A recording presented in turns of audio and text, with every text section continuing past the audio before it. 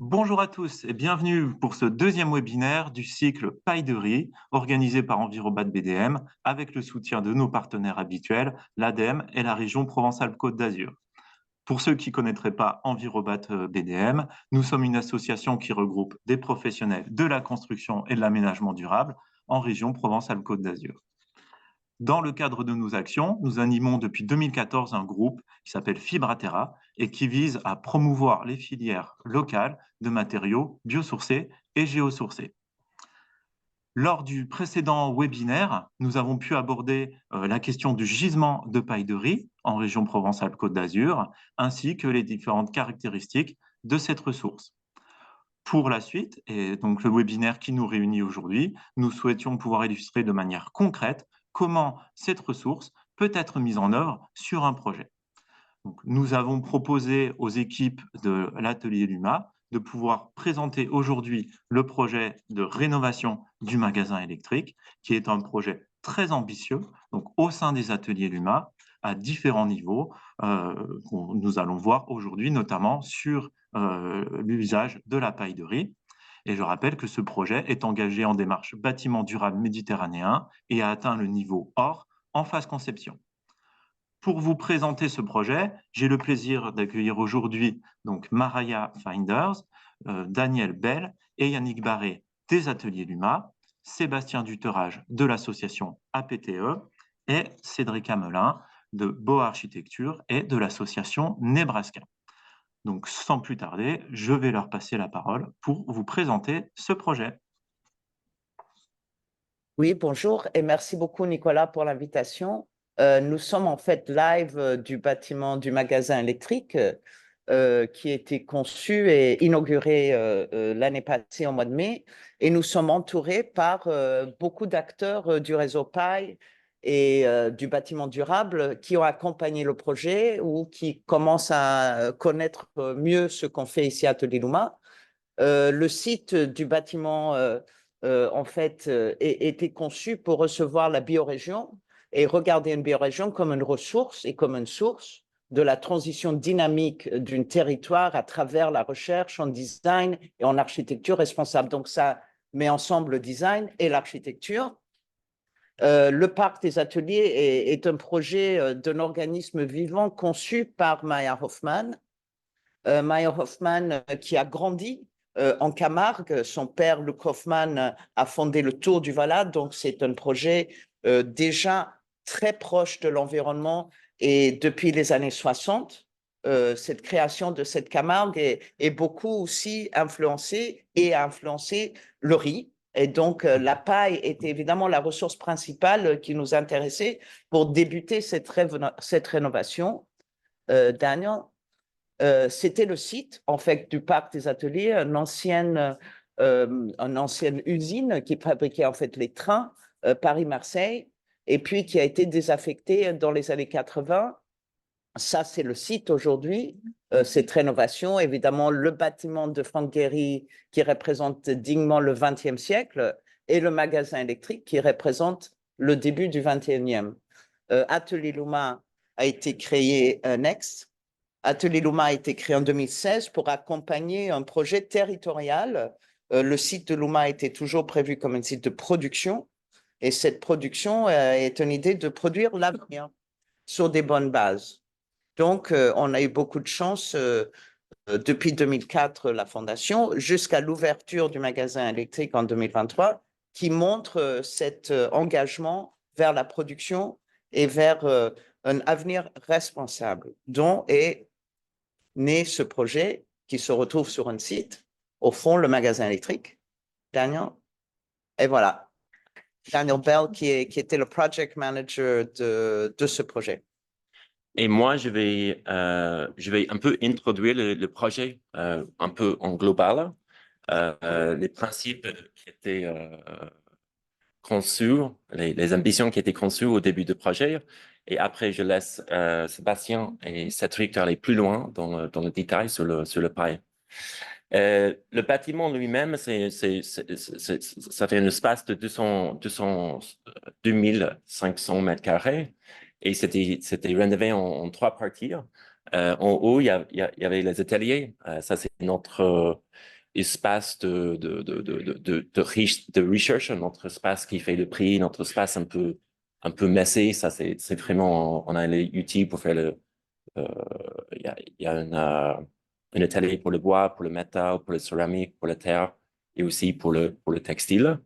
Et sur le côté à gauche, il y a les labs. Et ça, maintenant, on est dans l'espace laboratoire. Et ça, c'est vraiment le research qui en a besoin de petites machines. Mais aussi, on a un lab, ça s'appelle une chambre, une salle blanche. On fait le research autour de les algues et aussi le mycélium. Et après, il y a le free space. Ça, c'est vraiment un espace qui peut accueillir les conférences, plein de choses différentes, mais aussi les workshops autour des matériaux. Et pour nous, le projet Le 8, c'était un peu une étude des cas pour voir cet objectif de construire un bâtiment qui vient de la région lui-même, le resource, le gisement, mais aussi le ressource humain.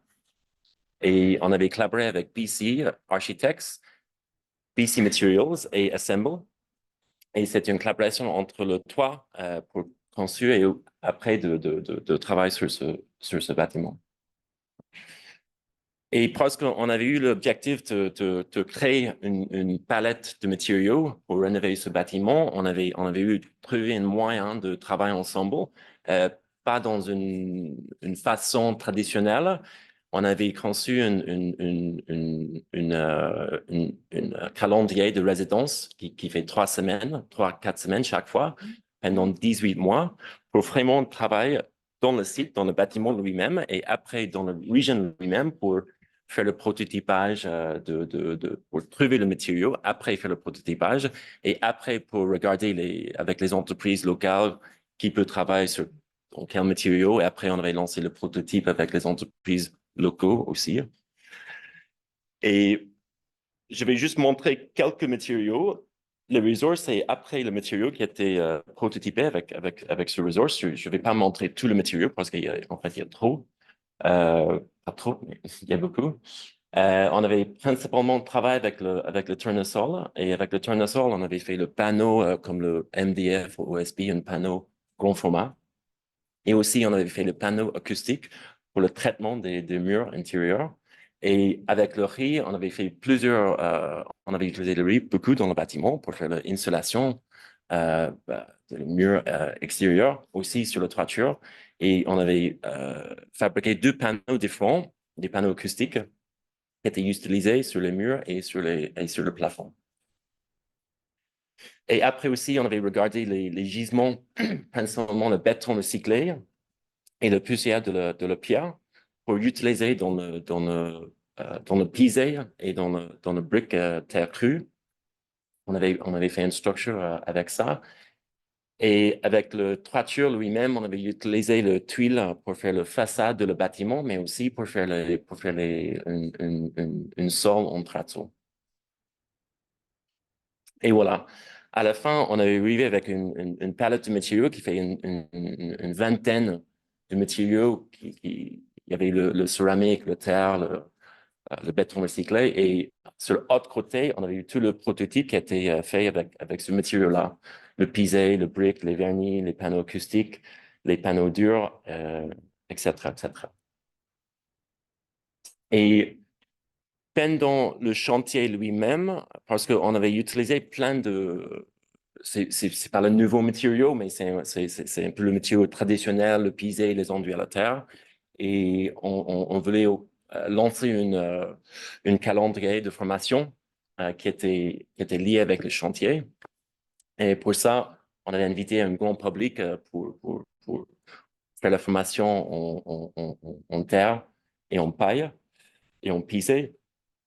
Et dans une case, parce que dans cette région, autour de Arles, il y avait un manque des entreprises qui ont le savoir-faire de travailler avec le terre en structure, principalement. Et on avait invité une entreprise, ça s'appelle Tonzi, pour faire partie de cette formation. Et avec cette formation, on a eu ils ont eu ils ont pris un peu de savoir-faire, comment on va travailler avec le terre. Ils ont fait tout le lot mélange pour le pisé, pour les enduits, etc., etc. Et avec une autre formation, c'était avec le paille. On avait invité Nebraska de travailler avec nous et Harvard GSD. Et avec cette formation-là, on avait conçu de faire une paille autoporteuse parce qu'on voulait un peu tester l'ambition, la technique de faire l'insulation avec la paille autoporteuse. Mais l'équipe de bâtiment, ils n'étaient pas chauds de faire ça parce que c'est nouveau, c'est pas connu. Et avec cette formation avec Nebraska, on avait un peu, comment on dit, convaincu l'équipe de vraiment faire ça dans le bâtiment. Après, Cédric va aller plus loin. Et voilà, juste quelques photos d'expliquer la formation sur le pisé. On avait fait le tabouret avec le pisé, le structure lui-même. Et après, insulation par le paille de riz et le panneau acoustique. Et dans le bâtiment lui-même, on avait présenté 8 matériaux qui étaient présentés pendant l'été dans une exposition qui vraiment montrait chaque étape de ce matériau, le type process, la récolte jusqu'à l'exécution. Et après, on avait montré la composition de ce matériau, soit c'était un déchet ou un matériau pas valorisé. On voulait vraiment montrer le matériau dans chaque étape. Et ça, c'est le panneau riz. C'est un type de panneau. On avait fait avec le paille de riz. Et après, l'autre panneau était fait aussi. Et avec tout ce matériau-là, maintenant, on a un peu une cartographie de matériaux biosourcés. Et avec ce cartographie, tu peux trouver chaque ressource liée avec un matériau qui a été appliqué dans ce bâtiment, soit le site de récolte, soit l'entreprise qui ont fait les exécutions, soit le laboratoire qui ont fait le test, etc., etc. Et finalement, je vais juste montrer quelques photos pendant la construction lui-même. On avait réutilisé le tuile qui était sur la toiture et le tuile qui était cassé, on avait mis, comme j'ai dit, sur la façade et aussi sur le traceau qui était dans les lavabos. Et aussi, l'image 27, c'était un peu on avait développé une enduit acoustique avec le paille, mais aussi avec le tournesol, le moelle de tournesol. Et ça, c'est un produit qui vient bien sûr de l'origine, mais qui marche très, très bien contre l'acoustique quand tu as besoin d'une vraie valeur acoustique dans un espace. Et après, voilà, le traceau, le pilier en cours.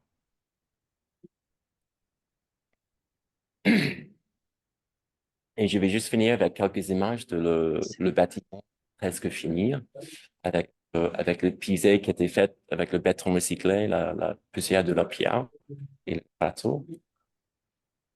Et quelques images de le workshop avec l'enduit acoustique, avec notre atelier bois. Et voilà. Et maintenant, je vais donner place.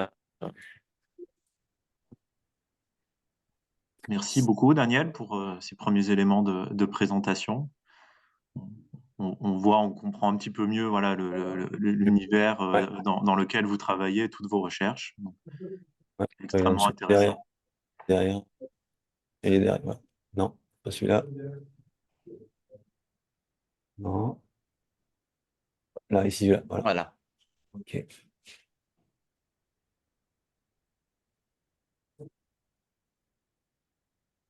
C'est parti. Bon, je là, c'est bon. C'est parfait. Allez, OK. Bien. Merci. Alors, donc, voilà, je suis donc Sébastien Duterrage. Moi, je présente l'association pour la promotion des techniques écologiques. On a été appelé sur ce projet pour trouver des solutions techniques à la mise en œuvre de paille de riz et aussi trouver en gros qui allait la poser et former un peu les personnes qui allaient poser la paille. Et je représente aussi l'association Le Village, donc avec qui on travaille vraiment en étroite collaboration sur tous ces sujets-là et qui a aussi été en charge de la pose de la paille de riz avec d'autres champions d'insertion, on en parlera après. Et on est aussi membre du réseau français de la construction en paille, qui est partie prenante notamment sur la caractérisation de la paille de riz, et qui suit de près toutes ces questions de toute façon de bâtiment paille, et notamment sur la paille de riz. Alors, rapidement, je fais un rappel, pourquoi la paille de riz, ça a quand même été traité dans le premier webinaire, mais nous, ce qui nous intéresse dans la paille de riz, c'est d'abord qu'elle est locale, qu'elle est aussi beaucoup plus résistante, alors d'un point de vue mécanique, en termes de, voilà, de tenue des enduits, et aussi, comme elle est très riche en silice, elle est plus résistante à l'humidité, donc dans le bâtiment, c'est super. Mais c'est aussi un petit peu un inconvénient au niveau agronomique, puisque c'est une paille du coup qui se dégrade pas facilement. Et donc, c'est un peu un problème pour les producteurs de paille de riz, puisqu'ils doivent s'en débarrasser. Et alors, il y a certains producteurs qui arrivent à trouver des solutions, mais elle est encore parfois brûlée. Donc, c'est un vrai enjeu écologique. Donc, voilà. Bon, tout ça, c'est rappelé dans le premier webinaire. Je ne détaille pas plus que ça. Donc, la première chose à faire quand on est sur ce type de projet, c'est de lever en effet les freins normatifs et réglementaires. Alors, sur la paille, on a la chance de bénéficier de règles professionnelles de la construction en paille qui décrivent vraiment comment doit être posée la paille et qui permet de poser la potte de paille en technique courante. Donc, ça veut dire avec des garanties décennales. Mais le problème qu'on a eu sur ce chantier, c'est que la paille de riz n'est actuellement pas intégrée dans les règles pro. Alors, pas parce qu'elle n'est pas bonne pour la construction, mais simplement parce qu'à l'époque où on a construit, on a rédigé ces règles pro, on a dû choisir un seul type de paille, simplement pour des coûts d'études, puisqu'il a fallu faire des essais, notamment des essais au feu, pour montrer que la paille était très résistante dans le bâtiment. Donc, on l'a fait uniquement sur la paille de blé, qui est vraiment le gisement le plus abondant, et ça n'avait pas été fait sur la paille de riz. Heureusement, au moment où on a démarré le chantier, le RFCP avait fait des essais, un rapport d'extensieux qui montrait que la paille de riz était aussi résistante, voire plus résistante au feu, à l'humidité aussi. Donc, on a pu voilà, faire valoir le fait auprès des assurances que, en effet, la paille de riz pouvait tout à fait être mise en œuvre dans un bâtiment au même titre que les autres types de paille. Donc, voilà, ça a été un des freins, notamment un des freins principaux. Donc ensuite, il a fallu donc mettre au point la technique de mise en œuvre. Donc là, Daniel en a un peu parlé. On a commencé par faire un prototype. Le prototype, c'était autant pour tester la technique qu'aussi pour tester le temps de mise en œuvre. Parce qu'en fait, comme on avait une très grande surface, il ne fallait pas trop qu'on se trompe au niveau pour l'entreprise qui allait mettre en œuvre. Parce que si on se trompait de 10 ou 20% dans le devis, ben voilà, il y avait un gros enjeu financier, quoi. Donc c'était un peu ça l'idée. Je ne rentre pas dans le détail de la technique, on va la voir un peu après. Donc voilà, donc on a fait un prototype d'à peu près 80 mètres carrés, ce qui permet vraiment de bien tester. Avec notamment, c'est la pierre au carré qui avait fait le. Ensuite, il a fallu trouver qui allait poser la paille. Donc là, on en a déjà parlé, c'est l'association du village qui avait répondu à ce lot-là, parce qu'on travaille avec eux depuis longtemps. Ils ont l'habitude de poser de la paille, ils ont une assurance décennale pour ça, on a l'habitude même de faire des ERP, des marchés publics. Mais on a fait appel aussi à 2 chantiers d'insertion locaux, parce qu'il y avait une volonté vraiment de la maîtrise d'ouvrage de faire appel à eux, puis on avait besoin de toute façon de cette manœuvre. Donc, on a aussi sous-traité une partie à Regard et à Actus, qui sont donc 2 chantiers d'insertion qui ont participé au projet. Alors, surtout Regard, Actus un petit peu moins, mais voilà, Regard. Donc, ils sont sur Arles. Donc, ensuite, voilà, donc on a démarré, donc on est parti d'une ossature bois dans la technique. Donc, ça, c'est un peu, donc voilà, donc ça a été fait donc, par une autre entreprise. Donc nous, c'est un peu les murs tels qu'on les a trouvés au moment de la pose. Donc au début, moi, j'aurais aimé qu'il y ait beaucoup moins de bois. Ça n'a pas été possible pour des raisons sismiques, pour un tas de raisons. Voilà, on est sur un prototype. Mais j'ai envie de dire, s'il y a quelque chose à revoir sur le projet, ce serait ça. D'ailleurs, on verra qu'on a depuis développé des techniques qui permettent de s'en passer. Donc on a fait une ossature bois la plus lâche possible, mais voilà. Et puis voilà, il a fallu trouver une solution ensuite pour poser la paille pour la montée, puisqu'en fait, on a des murs qui étaient entre 7 mètres et 10 mètres de haut. Donc voilà, une botte de paille, c'est quelque chose qui est très lourd. Ça fait autour de 20 kilos, donc ça peut être un souci. Donc, et on ne pouvait pas mettre d'échafaudage au départ, donc on a choisi de travailler avec des échafaudages roulants et une assiette ciseau pour monter les bottes de paille. Bon, ça a plutôt bien fonctionné. Et puis, voilà, donc là, on voit, on a développé une technique, en effet, où on comprime la botte de paille dans les ossatures, et en même temps, elle est tenue par des fils de fer qui viennent se reprendre derrière, qui serrent les bottes de paille, donc elle est vraiment très, très, très bien tenue en force. Et puis, à la fin, on a réussi à avoir, il y avait un échafaudage, notamment avant de poser les enduits, c'était indispensable. Donc, sur la fin, on a pu un peu bénéficier de l'échafaudage, ce qui a un peu simplifié le travail. Mais voilà. Et juste là-dessus, c'est important cette notion de comment on monte les bottes et l'échafaudage, parce que quand on pose de la paille, notamment surtout quand on fait des enduits, c'est aussi un coût à pas négliger. Voilà, c'est quelque chose qu'il faut bien anticiper. Il a aussi fallu régler tous les petits détails, notamment pour faire tenir l'enduit sur le bois, parce qu'on avait des bois quand même assez larges. Donc là, on a posé du canis aussi, hein, qui est un matériau aussi local, qui est fait à base de canne de Provence, qu'on est venu agrafer donc, sur toutes ces parties en bois, pour préparer le mur pour les enduits. Et après, il y a les enduits, donc là, c'est pas nous qui les avons faits. C'est, comment ça s'appelait Lemscat, voilà, une entreprise donc, de Belgique, qui est venue avec 2 grosses machines et qui est venue voilà, poser l'enduit, donc un enduit terre, hein, un enduit terre assez épais, d'environ 6 cm. Voilà. Ça aussi, c'est une grosse partie du travail et c'est presque ce qui coûte le plus cher hein, quand on fait ce type en tout cas de la paille, c'est les enduits. Donc, c'est une partie aussi sur lesquelles il faut vraiment très attentionner et il faut en tenir compte dans le prix aussi. Et donc, ce qui est important pour nous, c'est surtout la suite, parce que du coup, ce chantier nous a permis de s'inspirer de la technique qui a été utilisée pour développer une technique, alors sans bois, justement, on se passe du bois, et plutôt adapté donc, à l'isolation thermique par l'extérieur. Donc, on a une technique qui est entièrement décrite sur notre site, j'ai mis le lien en dessous, avec voilà, ces fameux fils de fer repris par derrière qui viennent un peu serrer les bottes de paille. Voilà. Et on l'a mise en œuvre sur plusieurs chantiers depuis. Alors, pour l'instant, avec de la paille de blé, parce qu'on n'était pas dans Camargue, mais ça marche très bien avec la paille de riz aussi. Et puis, on a développé aussi un autre matériau. On n'est pas les seuls à faire ça en France, mais en tout cas, on est les seuls pour l'instant à le faire en paille de riz. Donc, c'est une botte beaucoup plus petite, plus adaptée justement à l'ITE, plus légère aussi. Hein. On a vu, on a ce problème de poids qui va être aussi plus facile, donc plus adapté à des entreprises. Parce que là, ce qu'on aimerait maintenant, c'est aussi que beaucoup plus d'entreprises, un peu plus classiques, viennent poser de la botte de paille pas que des personnes forcément uniquement militantes et voilà. Et donc il faut qu'on adapte le format de la paille vraiment, hein, qu'on la standardise. Et c'est ce qu'on essaie de développer. Donc là, on voit ces petits blocs de paille de riz qui font 23 cm d'épaisseur. Voilà. Donc là aussi, sur notre site internet, il y a tous les détails sur ce bloc, toutes les entreprises même en France qui font ce type de bloc. Voilà, comme Isolant Paille, comme le Petit Ballot, Profibre, et pour l'instant nous, il y en aura certainement d'autres à l'avenir. Et là, on a aussi réalisé avec le village, Daniel en a parlé, des panneaux acoustiques avec un mélange de paille de riz noyé dans un mélange de plâtre, de chaud plâtre même.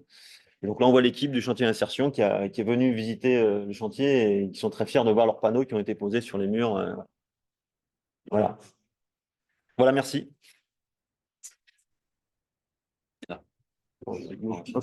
Merci beaucoup, Sébastien. Il y a déjà quelques questions, mais voilà, je vous propose de les prendre suite à l'intervention de Cédric, puisque je pense qu'elle va répondre en partie à certaines questions qui ont déjà été posées.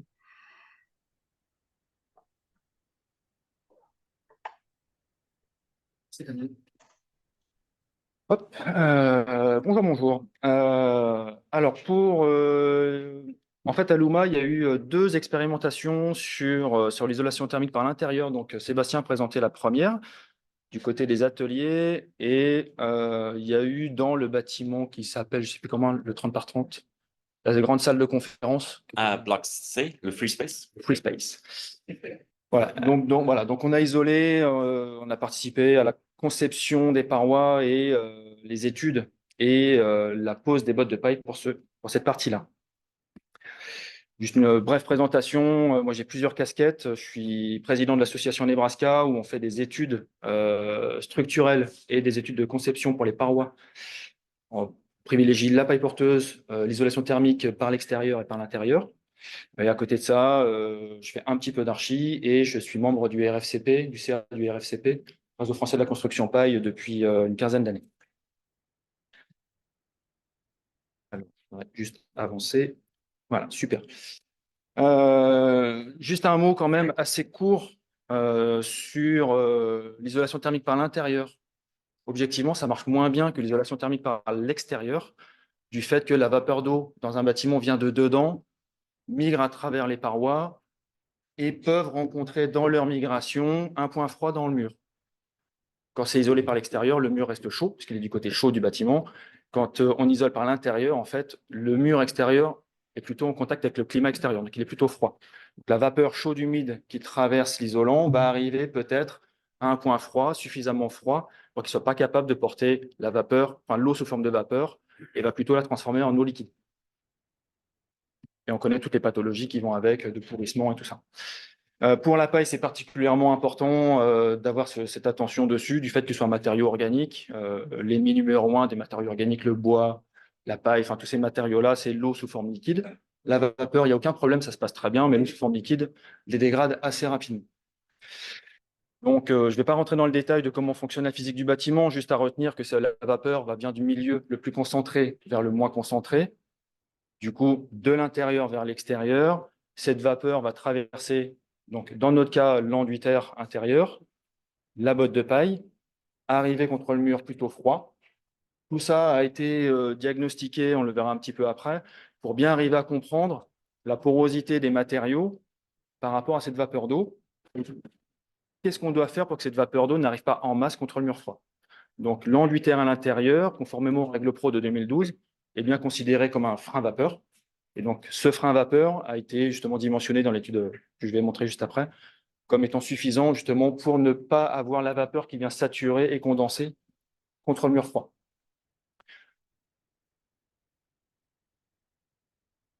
Voilà.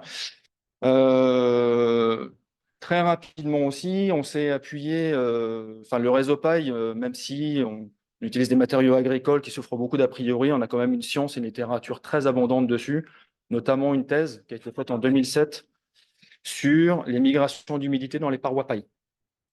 Et cette étude, cette étude très brillante, a été synthétisée dans un seul schéma qui nous démontre que le seuil de sécurité à ne pas dépasser, sauf exception sur une période courte, c'est une humidité relative dans les murs en dessous de 84%. À partir de là, il y a des logiciels qui nous permettent de simuler les migrations d'humidité dans les parois. Mais nous, on est des praticiens, en fait, et donc cette vision numérique des prédimensionnements, on n'était pas tout à fait certain. Donc, en fait, au préalable des ateliers Luma, Nebraska, on avait conçu et construit une chambre froide en paille porteuse. On a fait les simulations en amont dans Woofy, construit la chambre froide, mis des capteurs dedans pour vérifier que les capteurs disent bien la même chose que la simulation Woofy. Et on a fait des carottages 1 an plus tard, et là, on doit en faire 2 ans plus tard pour vérifier que Woofy dit la vérité, les capteurs disent la même chose et que la réalité de la matière est toujours en bon état. Donc, on était bien confiant à partir de, voilà, où ça nous a mis en confiance avec Woofy et la paille aussi dans des considérations d'hygrométrie un peu particulières. Ce qui nous emmène au chantier Luma, donc pour arriver justement à bien décrire, bien composer sa paroi et vérifier que ça ne va pas condenser dedans, il faut faire un bon diagnostic des parois existantes pour savoir est-ce qu'elles vont se comporter plutôt comme une paroi perspirante, plutôt comme une Gore-Tex que comme un Kawaii. Pour faire de la pub pour les marques, hein, désolé. Donc on regarde bien tout ça et les murs existants, là où on est intervenu, c'était de la pierre calcaire montée à la chaux. Ça, on en est sûr parce qu'en fait, ils ont été faits avant l'invention du béton, du ciment. Donc, c'est monté à la chaux, c'est plutôt respirant, mais à l'intérieur, il y avait quand même un enduit ciment qui avait été fait entre-temps. Et donc, cet enduit ciment, on l'a vu tout à l'heure dans le schéma en coupe, aurait pu bloquer la migration de vapeur d'eau jusqu'à ce mur froid et aurait pu faire qu'elle se sature et au bout d'un moment condenser. Donc, on a demandé à ce que cet enduit soit décrouté. Donc, voilà les murs décroutés. L'étude Woofy, je ne vais pas la décrire, c'est un peu compliqué. Dans tous les cas, vous l'aurez dans le webinaire téléchargé. On en discute un peu plus tard. Toujours est-il que même en prenant en compte les pierres calcaires, avec des coefficients majorés de SD, donc d'ouverture à la diffusion de la vapeur d'eau, on restait sous les valeurs de sécurité indiquées par la thèse de Yacouboyan. On était bien en dessous de 84%, y compris avec des valeurs très, très péjorées. Les études bois pour ce chantier-là, comme l'a expliqué Sébastien tout à l'heure, le premier chantier qui a été fait dans le côté atelier, a consommé pas mal de bois. Donc, c'était le premier proto. Donc, en fait, l'objectif n'était pas de réduire les quantités de bois. C'était d'arriver déjà à utiliser de la botte de paille ici en rénovation sur un gros chantier. Ça a très bien fonctionné. L'étape d'après, c'était aussi d'intégrer ces consommations de bois. Et on va voir comment ça fait. Pardon. Un peu plus dans le détail du chantier, donc la livraison des bottes sur chantier. Donc, ça arrive par groupe de tas de 14, en l'occurrence ici, ce qui permet de moins déplacer des bottes à la main, parce qu'il y avait quand même 1300 bottes, ce qui prend quand même beaucoup de place. Mais le fait qu'elles soient groupées, livrées au Manitou, ça nous fait gagner quand même pas mal de temps. Ça consomme pas mal d'espace, mais aussi beaucoup de main-d'œuvre. C'est aussi un des intérêts de la construction paille, c'est d'utiliser des matériaux bruts non transformés, issus du monde agricole, et que ça draine du budget plutôt vers des emplois qualifiés, non délocalisables, enfin toute une valeur sociale. Sur des photos du chantier, donc on voit quand même que cette ressource prend quand même beaucoup d'espace, mais là, ici, ce n'était pas un sujet. Je vous rappelle que nous, on était bien contents de faire de l'isolation thermique par l'intérieur en février plutôt qu'à l'extérieur. On était plutôt à l'abri, même si c'est Arles et que c'est sympa. On était bien au sec. Hop, on va passer à la diapo d'après. Quand on se rapproche du mur, on voit que c'est le système de la paille porteuse qui a été adapté à la rénovation. Donc en fait, c'est de la paille plutôt utilisée comme des blocs de pierre ou comme des briques, montée à sec, une lisse à peu près tous les 7 ou 8 rangs qui vient comprimer les bottes pour les rigidifier. Mais comme ce mur, après coup, il va être enduit par un enduit qui est épais, d'à peu près 4 ou 5 cm. Ça fait un peu comme une biscotte pleine de confiture qu'on mettrait sur la tranche. Ça fait du poids et elle a envie de tomber du côté confiture. Donc, ce qu'on a prévu, c'est donc de bien comprimer ces murs. Donc, généralement, paille porteuse en neuf, on accède des deux côtés du mur. Donc, on a des sangles à cliquet qui nous permettent de piloter la compression et d'avoir la lisse parfaitement horizontale dans tous les plans. Là, comme on n'accédait pas du côté arrière du mur, parce qu'il y en avait le mur existant, on a utilisé des crics. Donc, c'est une tech, mais ça a très, très bien marché. Et pour éviter que la biscotte pleine de confiture ne tombe dans l'espace, on a ancré ce mur dans la paroi existante. Donc, on avait fait évidemment des études, des calculs en amont de quelles étaient les forces d'ancrage qu'il fallait obtenir. Et on avait fait des essais à l'extractomètre pour bien vérifier que les ancrages réels sur ce mur-là avaient bien les coefficients de sécurité dont on avait besoin. Pour les pignons, la paille comprimée comme ça n'aurait pas été la plus facile, d'autant plus qu'il y avait tout un tas de gaines, ventilation et tout un tas de choses qui nous auraient bien gênés pour le faire. Donc, on est parti sur une ossature légère rapportée avec de la paille à remplissage.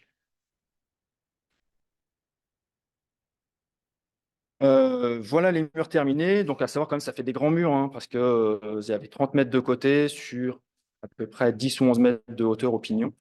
Donc, ça demandait pas mal de monde, un échafaudage qui était vraiment parfait. On y avait inclus des treuils électriques pour monter les bottes, ce qui était assez confortable. Et voilà. Et donc, je ne sais pas si ça a marché. Si, voilà. Le chantier paille terminé.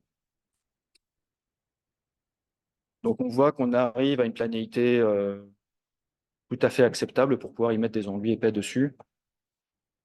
Gestion des menuiseries avec les bois de récupération du chantier d'avant. Et la phase enduit, nous, on ne s'est pas occupé des enduits, c'est la pierre au carré qui s'est occupée des enduits. Donc, ce sont des enduits terre. Et toutes les interfaces avec les bois ou notamment les pénétrations, des poutres métalliques dedans, auraient pu faire des points de condensation. Donc, toutes ces zones-là ont été traitées par des isolants complémentaires et des supports d'enduit. Nous, on n'a pas pris de la canisse, on a pris de la fibralite, qui nous va très bien aussi. Bref. Un zoom sur les corps d'enduit. Donc, quand on parle d'enduit terre sur de la paille, on est sur des épaisseurs fortes. Comme je disais, là, on est à 4 cm. Et donc, on a par-dessus les photos qui sont là. Après, il y a une finition.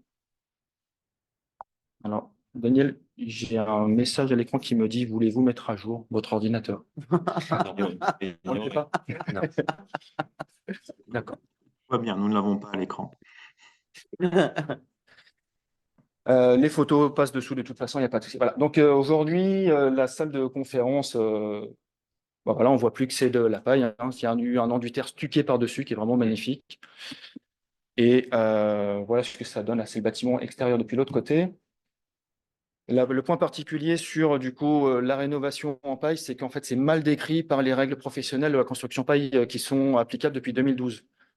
Il y a une ouverture dessus, mais c'est mal décrit. Donc en fait, le RFCP travaille sur 2 nouvelles règles pro, les règles pro isolation thermique par l'extérieur et rénovation, et les règles pro paille porteuse, qui vont mieux décrire aussi comment intervenir sur de la réno. En attendant que ces règles pro soient passées, Nebraska, on a fait un énorme travail assurantiel pour pouvoir concevoir des bâtiments techniquement courantes de ce type-là, et aussi en chantier, y compris en mode chantier formation. On a le droit de faire du chantier sous décennal avec des gens qui viennent apprendre avec nous, justement pour que cette technique se développe. Comme disait Sébastien, en fait, il y a du boulot pour les 50 ans qui viennent sur ce type de chantier-là. Nous, aujourd'hui, on est déjà pas mal occupés à faire ça, donc on a tout intérêt à ce que d'autres le fassent aussi. Voilà pour ma présentation. Merci beaucoup, Cédric. Vous avez terminé donc les 3 présentations, hein, si je ne me trompe pas. Donc, merci à tous hein, pour ces 3 présentations à la fois complémentaires et extrêmement riches. Je vous propose donc de passer aux questions. Il y en a pour le moment assez peu dans le chat. Donc, n'hésitez pas à lever la main si vous souhaitez poser vos questions en direct et à en poser d'autres dans le chat si vous le souhaitez. Peut-être, il y a 2 questions de Cyril Pouvel. Et Cyril, est-ce que vous souhaitez les poser à l'oral ou je vous invite à le faire si Oui, vous je le peux, souhaitez? oui. Oui, Bonjour. je vous en prie. Merci pour la présentation. Du coup, il y a une question qui est quasi répondue sur la question de la vapeur d'eau que j'avais posée avant, qui est la présentation. Est-ce que vous aviez quand même une valeur sur le SD de la paroi existante ou pas? Ça, c'était la première. Et puis sur la deuxième, sur les photos, j'ai cru voir que le mur était un petit peu, pas forcément toujours, à l'aplomb et du coup, s'il y avait, une différence entre le bas et le haut, notamment pour des questions, de pont thermique, savoir si on a toujours la structure bois qui est déportée du mur un petit peu ou, est-ce qu'elle est collée au mur en bas? Voilà. Je vais prendre la réponse sur le comportement du mur existant. On a dans Woofy, on a des valeurs qui sont données pour les matériaux quand même, que ce soit de la pierre, que ce soit du béton, que ce soit tout un tas de types de matériaux. Et on a fait, moi j'ai fait l'étude avec les valeurs les plus mauvaises possibles de comportement. Donc plutôt très fermé, je suis parti là-dessus. Après, dans Woofy, si on fait juste une analyse simple comme ça, en fait, assez rapidement, on va être un peu bloqué, on va avoir pas mal de doutes. Il faut intégrer dans l'étude Woofy aussi tout le reste du bâtiment. Parce que si on regarde on fait le zoom sur 1 mètre carré de paroi, ça ne va pas décrire le bâtiment. En fait, il faut prendre son volume, son type d'usage et son type de renouvellement d'air pour savoir quelle est l'hygrométrie attendue dans ce bâtiment-là. Donc, dans Woofy, il y a des petits paramètres où il faut aller tweaker à l'intérieur pour savoir quelle valeur mettre dessus. Donc là, en l'occurrence, il y a toujours d'ailleurs une ventilation naturelle vraiment massive, doublée par une double flux lorsque la ventilation naturelle n'est pas active. Donc, grâce à ce système-là, en fait, même avec, j'avais même poussé les simulations jusqu'à avoir un voile béton extérieur, ça fonctionnait encore. On ne l'aurait pas fait, parce que là, je pense qu'on atteint les limites de Woofy qui peut nous faire prendre des vessies pour des lanternes. Et pour le fruit, pardon. Oui. Pour le fruit, effectivement, entre le bas du mur et le haut du mur, nous, on a eu jusqu'à 20 cm de fruits. Et donc, au fur et à mesure qu'on montait les rangs de bottes, on a rempli de paille bien densifiée, à la même densité que les bottes d'à côté. Donc, en fait, en bas, on a 46 de paille et à certains endroits, on a plutôt 60. Ça ne gêne en rien le comportement hygrothermique, mais il n'aurait pas fallu laisser de vide d'air à cet endroit-là, pour nous en tout cas, du fait de cette lame d'air qui aurait pu avoir une saturation de vapeur d'eau à cet endroit-là. Voilà. Ok, merci. Merci pour la présentation et très, très bien vu. Hein. On voit qu'il y en a qui ont l'œil. Il y avait également une question de Martine Angéli. Sébastien, tu as évoqué les règles pro-paille et les essais complémentaires qui avaient été réalisés sur la paille de riz. Est-ce qu'il s'agissait d'essais de réaction au feu et est-ce qu'il y avait également des essais sur la résistance thermique, sur le lambda? Alors en fait, c'est un rapport, tout est sur le site du RFCP, hein. Il y a le lien sur la présentation. C'est un rapport d'extension, c'est-à-dire qu'on a montré que la paille de riz avait le même pouvoir calorifique que la paille de blé, Donc, ce titre-là, elle réagissait pareil, donc on a pu avoir la validité des essais de résistance au feu de la paille de blé sur la paille de riz. Et on n'a pas fait en soi de... Je connais pas le lambda non plus. non, voilà. Donc, on n'a pas fait on n'a pas refait un essai de résistance au feu sur la paille de riz. C'est juste montrer qu'elle se comportait pareil, quoi. Voilà. Merci. Il y avait une question de Stéphane Guasmat qui est assez précise. Est-ce que tu souhaites peut-être la poser directement à l'oral, Stéphane, si tu en as la possibilité? Alors sinon, je la reprends. Oui, Stéphane, je Ouais, t'en prie. bonjour. Oui, je prenais des notes, peut-être j'ai loupé un petit peu le passage sur le support du corps d'enduit. Donc, moi, j'ai pas vu la Canis. On me dit que c'était donc un support en fibralite. Donc, de quelle épaisseur? Comment est-ce que vous l'avez fixé? En fait, dans les règles pro de 2012, en fait, il y a déjà tout un tas de sur les enduits, terre ou chaud ne collent pas sur le bois, ou trop mal pour qu'on l'accepte en l'état. Donc, on va mettre un pont entre la paille, ce bois et l'autre botte, et ça peut être soit de la canisse, donc des roseaux refondus, agrafés sur le bois, qui vont armer le passage. Et nous, Nebraska, on aime bien utiliser la fibralite en 25 mm d'épais. C'est assez rigide, assez costaud, ça se visse et ça tient assez bien. Voilà. Donc généralement, on met la fibralite et ça fait 25 mm. Ça, on fait une première passe de cordon enduit jusqu'au nu de cette fibralite. Et après, la deuxième passe de cordon enduit est armée aussi à la jonction de la fibralite et de la paille pour éviter d'avoir de la fissuration. Merci, Cédric. Ça répond bien à la question, Stéphane? Ouais, super, merci. Merci. Il y avait une question sur l'aspect acoustique. Cédric, tu as bien présenté la gestion de l'humidité.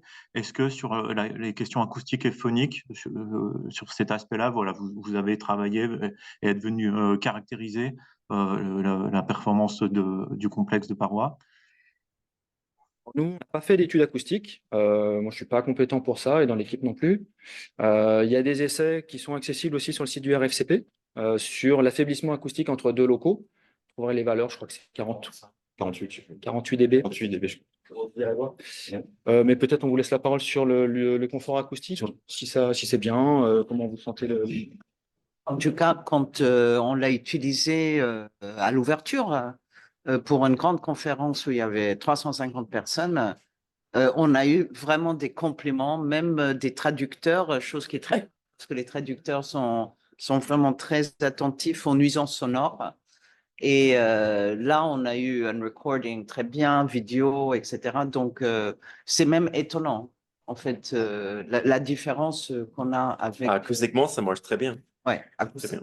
et même le sentiment du bien. Ah oui. On est dans un sentiment de bien-être. C'est le terme. Donc c'est beaucoup finalement l'enduitaire qui joue sur l'acoustique, c'est beaucoup la dernière couche et la rugosité ou même l'enduitaire qui joue là-dessus.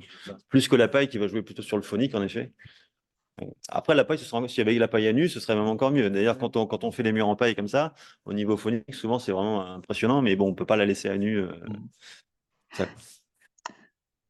Comme tu as la parole, Sébastien, il y a une question, tu l'as évoqué, hein, sur le coût. Est-ce que vous auriez quelques éléments à nous transmettre à la fois sur l'aspect fourniture et à la fois sur l'aspect mise en œuvre? Alors, j'ai pas le chiffre finaux, enfin, pour l'ensemble du bâtiment. J'ai plus en tête non plus les coûts. Après, c'est pas représentatif là. On est sur un chantier très expérimental, un chantier de grande ampleur avec voilà, avec notamment le coût du bois. Donc, ce serait pas représentatif de ce qui peut se faire parfois ailleurs. Là, il y avait beaucoup de détails, des choses assez compliquées à gérer. Et voilà, mais j'ai plus en tête. Hein, mais Après, là, en fait, on est en train de zoomer sur des projets prototypes Oui. sur lesquels en fait les enjeux sont un peu à toutes les échelles, bureau de contrôle, arriver à faire les études qui vont bien, les méthodologies, un peu tout ça. Et c'est porté par des gens qui ne sont pas forcément dimensionnés pour faire des choses économiques non plus. Donc on est là plutôt pour faire des bâtiments démonstrateurs qui vont servir à d'autres gens peut-être plus malins que nous pour optimiser, avoir des équipes qui ne font que ça. Sébastien et moi ou d'autres gens là qui sont là, en fait, on est au four au moulin à faire tout un tas de choses. Donc, en fait, on a des outils un peu à tous les sujets et peut-être qu'on n'a pas toujours les bons pour faire être très économique aux endroits où on va aujourd'hui. Et en tout cas, on vous remercie déjà d'arriver à engager des projets aussi expérimentaux pour faire progresser les différents sujets. Une question de Jean-Louis Baumier que je salue, donc qui est expert sur les questions acoustiques. Avez-vous des PV acoustiques pour les panneaux? Donc je pense que Jean-Louis, tu fais référence aux panneaux qui ont été présentés, qui ont été posés, je crois, plutôt en toiture. Oui, alors, en fait, on a dans le CSTB c'est conçu à l'atelier. Donc, bah, moi, je suis Mathieu Ménard, je travaille à l'atelier Louma, je ne me suis pas présenté, pardon. Euh, donc, oui, tout a été étudié. Donc, en fait, on a effectivement des performances sur certaines fourchettes de fréquences. Donc, il y a, comme Daniel l'a dit, deux types de panneaux acoustiques qui ont été réalisés, posés dans le bâtiment, dans deux espaces. Il y a des panneaux qui ont été conçus plus pour la partie atelier, avec des performances qui vont correspondre à des fréquences, des fourchettes de fréquences assez aiguës, par exemple, pour absorber euh, euh, des bruits de machines type meuleuse, etc., des machines assez aiguës, et qui en même temps ont une performance sur une autre fourchette un peu plus autour des 1000-1500 Hz sur des sons de voix, par exemple. L'autre type de panneau qui a été conçu, qui a été plutôt mis dans des espaces communs, pas des espaces d'atelier, utilisés en plafond. Eux, alors moi, je ne me suis pas occupé de cela, mais ils ont aussi des performances. C'est pour ça qu'on a sélectionné les prototypes et qu'on est passé en production. Ils ont aussi des performances sur des fourchettes de fréquences qui correspondaient plus à des bruits de voix, des bruits de groupes de personnes en train de parler. Donc, et puis après, c'est vrai qu'à l'usage, on ressent qu'il y a plutôt un bon confort acoustique avec peu de résonance dans un bâtiment qui est très grand et avec des gros volumes. Qui du coup en général, enfin ce type d'espace sont propices à beaucoup de réverbération. Donc là, c'est pas le cas. Donc mais oui, effectivement, on a fait toutes les études avec le CSTB, ainsi que les certificats feu. Et au passage, voilà, on a eu la classification M1, ce qui était vraiment super, quoi. Voilà. Merci beaucoup, bonjour à tous. Est-ce que les CPV, est-ce que ces données techniques sont disponibles et où? Jean-Louis, on t'entend assez faiblement. Les essais, je pense, sont disponibles. Les résultats d'essais. Alors, je ne sais pas si moi j'ai le droit de partager ça, mais je les ai dans mon ordinateur. Peut-être que Jean-Louis, on fera une mise en relation directe et puis on vous laissera Ouais, ok. ce qui est Merci possible. beaucoup. Nous avons fait le tour des questions. Peut-être moi, j'en poserai une dernière. Je crois que c'est Sébastien qui il a évoqué, hein. On est donc dans le cadre d'une technique non courante, bien qu'on se rapproche au maximum de ce qui existe avec les règles pro paille. On est sur un ERP. Donc, comment s'est faite la relation avec le bureau de contrôle et quels seraient un petit peu vos conseils à ce niveau-là?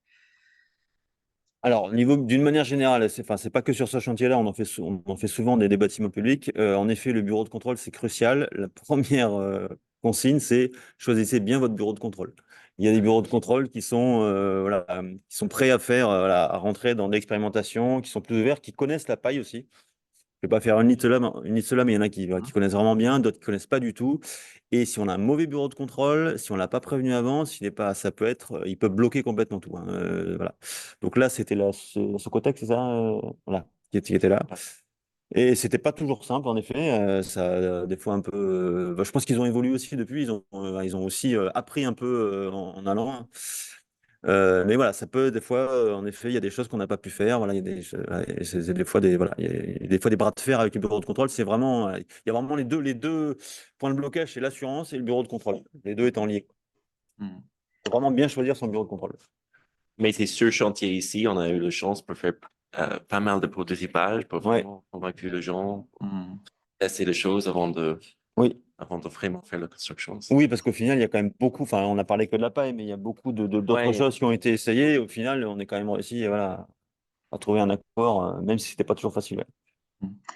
Merci. Et on va prendre une toute dernière question sur les tableaux des châssis. Ont-ils été traités en bois ou enduit?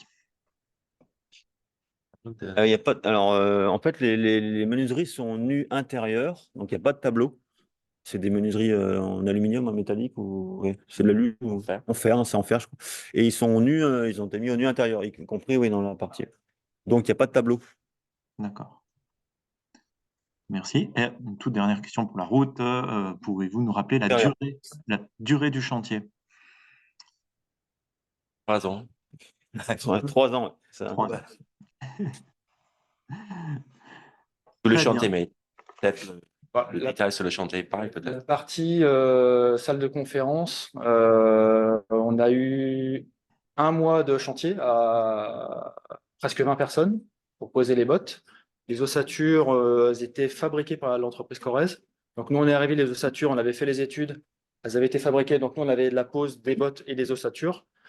On a mis 1 mois et après, la pierre au carré pour les enduits, je crois qu'ils ont passé 1 mois aussi, je crois, à peu près. Pour 500 mètres, 700 mètres carrés de parois, 500 vide pour plein.